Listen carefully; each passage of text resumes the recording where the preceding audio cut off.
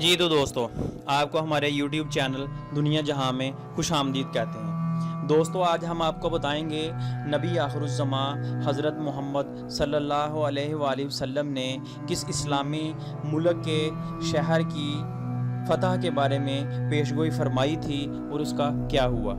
जी तो दोस्तों, शुरू करते हैं।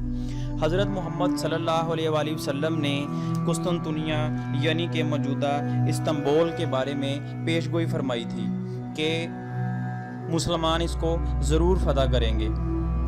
कुस्तुनतुनिया शुरू से मोहल्ले वकू के लिहाज से बहुत अहमियत का हामिल रहा है। आप सल्लल्लाहु अलैहि वसल्लम ने इस बारे में फरमाया था, तुम कुस्तुनतुनिया ज़रूर फ़तह करोगे। इस शहर का अमीर खूब होगा, इसकी फ़ौज खूब होगी।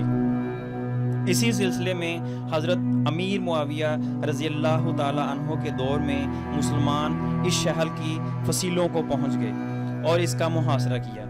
ये मुहासरा 7 साल तक जारी रहा।